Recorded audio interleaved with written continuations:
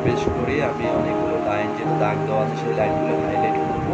আমি শুরুর স্টানজাটা আমি একটু পড়ি so that you can understand the setting, the very starting of the story. First line কি আছে? You very snug in here. Why there you are? Snug মানে আরামদায়কভাবে বসে আছে। Pip owned Mr. Woodfield and he peered out on the great green leather armchair by his friend, the boss's desk, as baby peers out of its trap. And it's a very beautiful description.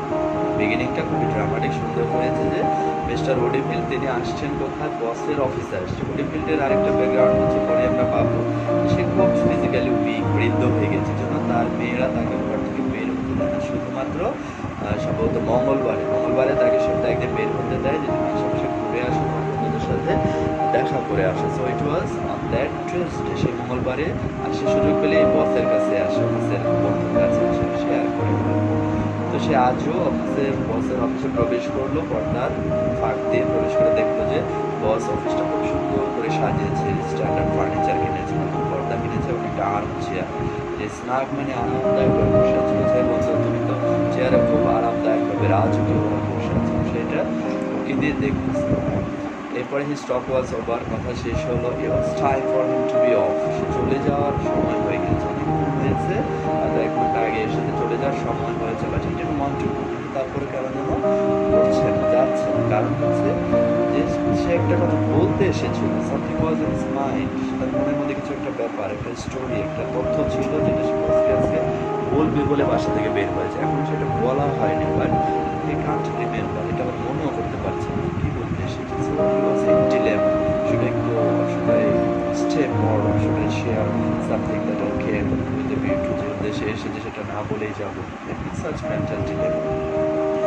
এরপরেই বলছে যে since he had retired his stroke করেছে the wife and the girls kept him boxed up in the house every day except Tuesday এটা বলেছে মঙ্গলবার ছাড়া তাকে আটকে রাখে। তো এভাবে ফার্স্ট স্টান্ডার্ড কাহিনিটা আমরা পেয়ে গেলাম যে সে আসলে একটা কথা বলতে ভুলে গেছে সময় হয়েছে কিন্তু যাচ্ছে না।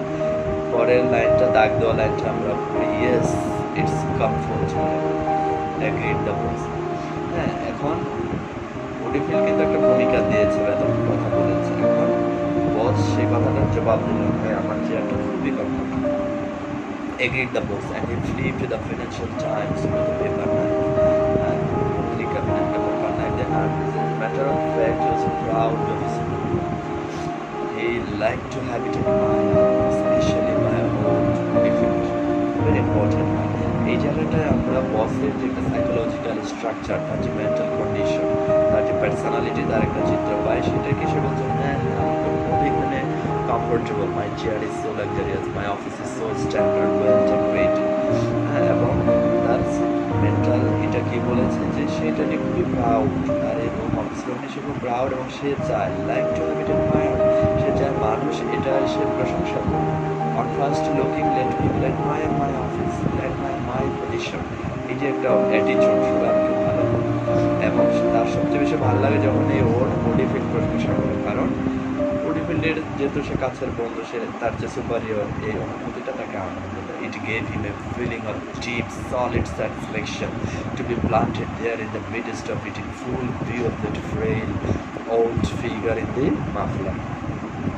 তাহলে লুক এখানে কিন্তু বাইনারিকে অপোজিট ডে এর সাথে নাইট গরিবের সাথে বড় লোক এগুলোকে বাইনারি বলে সুখের সাথে দুঃখ অপোজিট একটা না হলে আরেকটা ঠিক বোঝা যায় তাই না। If you want to understand physical health তাহলে যে অসুস্থ তার সাথে আপনাকে তুলনা করতে হবে হ্যাঁ এর অবস্থা আল্লাহ এর জন্য ভালো রেখেছে এই গরিব এর জন্য আপনার ভালো এই যে বাইনারি বলা হচ্ছে এখানে ওডিফিল্ড সে খুব ফ্রেইল মানে দুর্বল হয়ে গেছে রোগ বৃদ্ধ হয়ে গেছে গলায় মাফলার দিয়ে আসছে তাই না।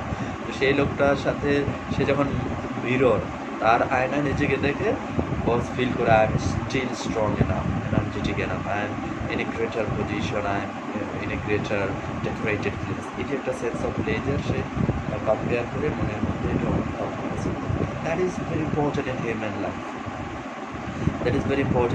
লাইফ এটাকে আমি দুইভাবে এক্সপ্লেন করবো একটা হচ্ছে যে আমরা যারা মান্ডেন লাইফ লিড করি মান্ডেন লাইফ মানে materialistic life that is not religious হ্যাঁ, ফার অ্যাওয়ে ফ্রম রিলিজন, আমরা ম্যাক্সিমাম লোক সেই লাইফটা লিড করি। এই লাইফের একটা মেইন মটো পারপাস, হ্যাঁ, একটা স্লোগান হচ্ছে আমি আমার আত্মীয়দের থেকে, আমার বন্ধুদের থেকে, আমার প্রতিবেশীর চেয়ে আমি আরও বড় লোক হবো। তার 3 তলা বাড়ি থাকলে আমার 4 তলা থাকবে, তার 2টা গাড়ি থাকলে আমার 3টা থাকবে, তাই না? তার একটা ওয়াইফ থাকলে আমার 3টা থাকতে হবে। হ্যাঁ, ওয়াইফ থাকা দোষের না, তবে গার্লফ্রেন্ড রাখতে চায় মানুষ, তাই না? সে 3টা ফ্রেন্ড করেছে, আমি 4টা ফ্রেন্ড করবো, এই যে একটা competition. Okay, so what I want to tell you, এটা হচ্ছে মানডেন দিক। সব মানুষ চায় অন্য একজন বাইনারি তার অপোজিটের থেকে সে নিজেকে বড় করবে। এভাবে এই যে একটা সম্পদের প্রতি মানুষের অতৃপ্ত যে জার্নি, মানুষের যে এন্ডলেস জার্নি, এটা কিন্তু পৃথিবীতে আজও চলতেছে, এবং এটাই প্রায় মুভার, মানুষকে ঠেলে দিচ্ছে আরও আরও আরও। কতটা করে যে মানুষ থামবে এর কোনো ঠিকানা, এর কোনো কনক্লুশন আজও কেউ বলতে পারেনি। আর অপোজিট আমি আল্লাহ রাসূলের হাদিস থেকে বলবো, নবীজি বলেছে তোমরা যদি সুখী হতে চাও তোমরা কী করো, পার্থিব জিনিসে তোমার যে নিচু অবস্থা আছে, তোমার 1 তলা বাড়ি যার টিনের ঘর তার দিকে তাকাও, তোমার একটা গাড়ি যার রিক্সা আছে তার দিকে তাকাও, তুমি সুস্থ আছো যে অসুস্থ তার দিকে তাকাও, তাহলে তুমি প্রথমে আনন্দ অনুভব করবে, আর দ্বিতীয়ত আল্লাহর শুকরিয়া অনুভব করতে পারবে যে আল্লাহ তোমাকে ভালো রেখেছে, তাই না? আর ওই হাদিসে আল্লাহ রাসূল বলেছেন কিন্তু যে কিছু জিনিস আছে সেগুলোতে তোমার যে উপরে যারা তার দিকে তাকাও। হ্যাঁ, ক্যান ইউ টেল মি কোন জিনিসে উপরের দিকে তাকাতে হবে? Anyone can answer? যে আমার চেয়ে বেশি আমল করে, তাই না, তার দিকে আমি তাকাবো, তার দেখে ঈর্ষা অনুভব করবো। জ্ঞানী, রাইট, যে আমার চেয়ে জ্ঞান বেশি, আরেকটা হচ্ছে যে আমার চেয়ে বেশি দান করতে পারে, তাই না? তার সম্পদ আছে কিন্তু সে আমার চেয়ে বেশি দান করে, সে আমার চেয়ে জ্ঞানী, আর সে আমার চেয়ে বেশি আমল করে। এই 3টা জিনিসই শুধু যার বেশি আছে তার দিকে তাকাতে হবে, এবং একটা কম্পিটিশন মনের মধ্যে ফিল করতে হবে, আমিও যদি পারতাম, আমিও বেশি দান করতে পারতাম, বেশি আমল করতে পারতাম, বেশি জ্ঞান আহরণ করে সেই জ্ঞান মানুষের মধ্যে বিলিয়ে দিতে পারতাম। সো আমি এখানে সাইকোলজিক্যাল ইস্যুটা বললাম, যেটা আমরা বসের মধ্যে দেখতে পাই, যে বসের সাইকোলজি, সে চায় আমাকে সবাই ভালো বলে, প্রশংসা করে।